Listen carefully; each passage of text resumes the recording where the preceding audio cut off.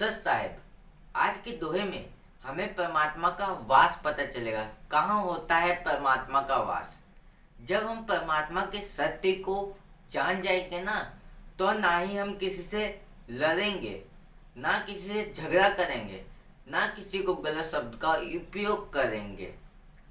क्योंकि हमें जब परमात्मा के सत्य के बारे में पता चल जाएगा ना, तो हम उस सत्य को पहचान जाएंगे।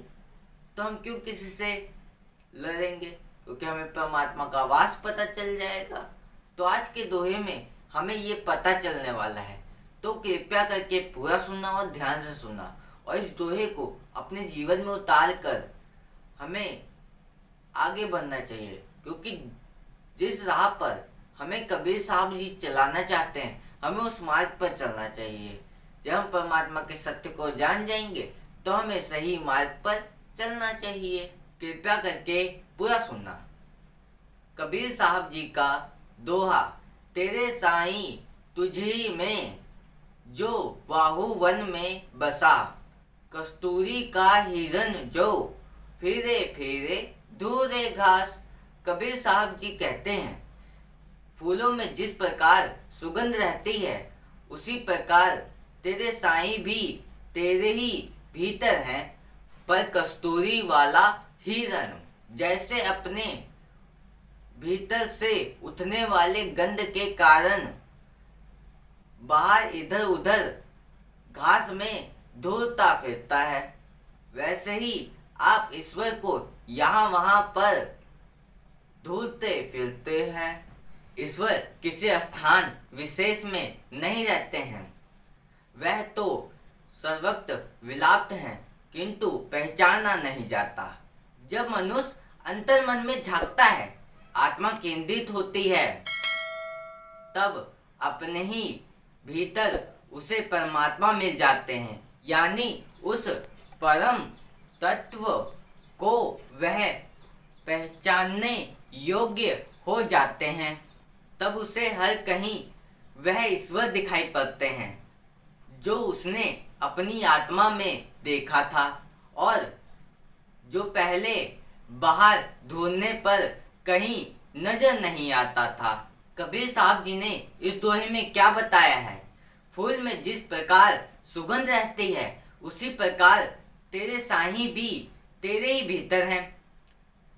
अब देखो, जैसे कि फूल में जिस प्रकार सुगंध रहती है ना, उसी प्रकार हमारे ईश्वर हमारे अंदर ही रहते हैं। हम उसको बाहर ढूंढते हैं, पर वो तो हमारे अंदर बसते हैं। पर कस्तूरी वाला हिरन जैसे अपने भीतर से उठने वाली गंध के कारण बाहर इधर उधर घास में ढूंढता फिरता है, वैसे ही आप ईश्वर को यहाँ वहां पर ढूंढते फिरते हैं।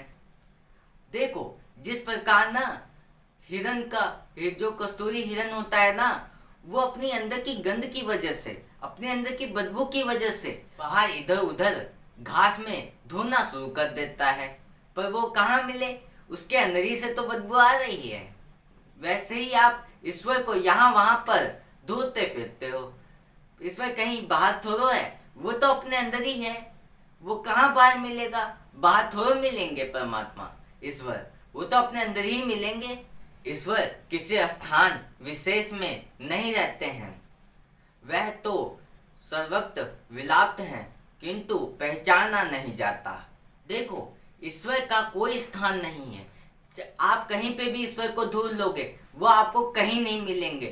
तीर्थ, मंदिर, मस्जिद, कहीं पे भी चले जाओगे ना, आपको ईश्वर नहीं मिलेंगे कहीं पे भी। आपको ईश्वर तभी, क्योंकि ईश्वर तो आपके अंदर बसते हैं ना, तो आप कहीं बाहर ढूंढोगे तो कहाँ से मिलेंगे ईश्वर? ईश्वर बाहर कहीं थोड़ो, उनका कोई स्थान नहीं है, वो तो हर कहीं होते हैं। पर यह पहचानना होगा। जब मनुष्य अंतर मन में झांकता है, आत्मा केंद्रित होती है, तब अपने ही भीतर उसे परमात्मा मिल जाते हैं।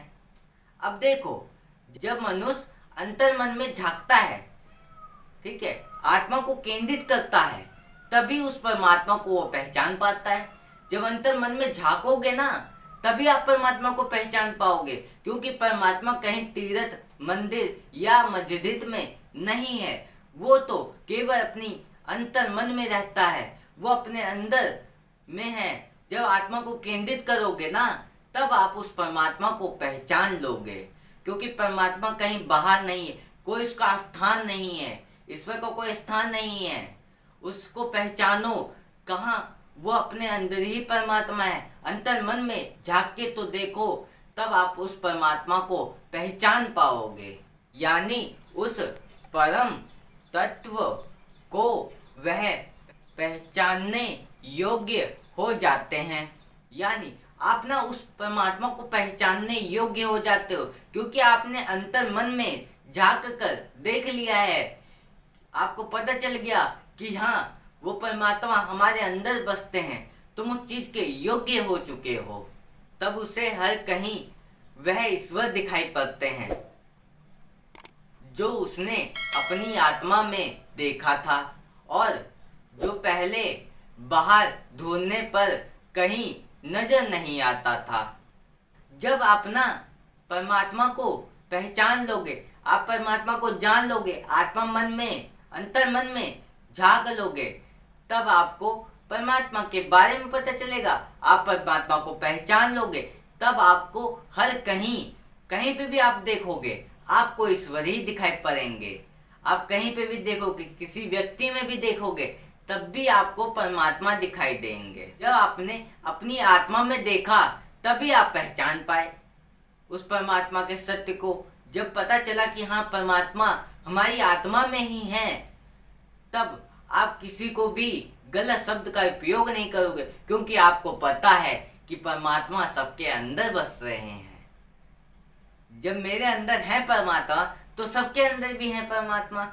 तो ये चीज हमें पता चल जाएगा। पहले हम बाहर ढूंढते थे, पर कहीं पे भी हमें बाहर नहीं मिलते थे। हम तीर्थ मंदिर बहुत जगह चले गए, पर लेकिन हमें परमात्मा कहीं मिले ही नहीं। तो देखो, इसीलिए हमें तभी परमात्मा के बारे में पता चल सकता है जब हम अंतर्मन होकर आत्मा को केंद्रित करेंगे, तभी हमें परमात्मा के सत्य के बारे में पता चलेगा। जब हमें पता चल जाएगा, तब हम कहीं पे भी देखेंगे, हर कहीं हमें ईश्वर ही दिखाई पड़ेंगे। तो हम किसी को भी, अगर हमें पता है कि ईश्वर हमारे अंदर बसते हैं, हर व्यक्ति के अंदर बसते हैं, तो मैं किसी को गलत शब्द बोल रहा हूँ, तो मैं उस परमात्मा को बोल रहा हूँ, ना कि उस व्यक्ति को। तो इसीलिए अपने जीवन में कभी भी गलत शब्दों का उपयोग मत करो।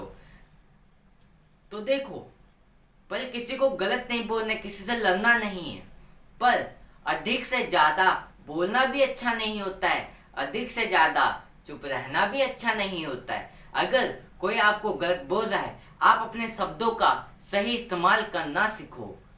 जो हमें कबीर साहब जी बताते हैं, जिस मार्ग पे चलाने के लिए हमें उस मार्ग पे चलना चाहिए। आज के दोहे से हमें बहुत कुछ सीखने को मिलता है। हमें ये पता चलता है कि परमात्मा कहीं बाहर नहीं है, अपने अंदर ही है। हमें अपने अंदर ही परमात्मा को ढूंढना चाहिए, आत्मा को केंद्रित करना चाहिए, तभी जाके हम उस परमात्मा को पहचान पाते हैं। और हमें कहीं पे भी तीर्थ या मंदिर कहीं पे भी हम चले जाएं, हमें ईश्वर कहीं नहीं मिलेंगे, क्योंकि ईश्वर तो हमारे खुद के अंदर ही वास करते हैं, हर व्यक्ति के अंदर वास करते हैं। ये हमें पता चल जाएगा। और आज के लिए बस इतना ही। फिर मिलेंगे ऐसे ही एक नए दोहे के साथ। और इस चैनल पर कबीर साहब जी के रोज नए नए दोहे आते रहते हैं, उसे देखने के लिए चैनल को सब्सक्राइब कर लेना। सत साहेब।